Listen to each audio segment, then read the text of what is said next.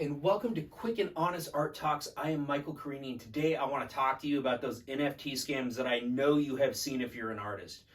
So a couple years ago, NFTs came around, and it was like the cool new thing. They were around for a minute, and it seemed to be something that was really for the elite, the upper class, people that didn't need something tangible, but just wanted to throw money at something because they had the money to invest. And so it skyrocketed the value of some, and people said, well, what is that? Is it going to stay? Should I do that?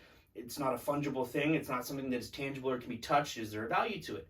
Now, I dabbled in immersive experiences in augmented reality for a bit that were paired with physical NFTs where there was an actual piece and you'd have to scan it. So a little bit different.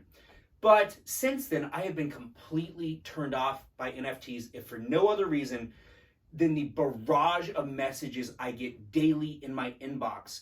And you've seen them too. So you get a message, and sometimes they sound the same, but sometimes they sound very legitimate, where it says, hey, I like your art. Would you be willing to sell it? Is that piece available? And you reply back, and then you get that message that they only accept cryptocurrency and that they want it as an NFT. And guess what? Your time has been wasted. So don't fall for the tricks. Don't fall for the schemes.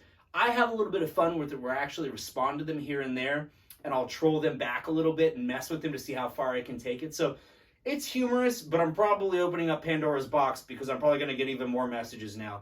But yeah, this is a tough life, so I have things that I would rather focus on than getting dozens of scam emails a day. Like, why scam the artist? We don't have the money and the resources. Go scam someone else. But let me know what you think about NFTs and let me know how you handle the scams. See you next time.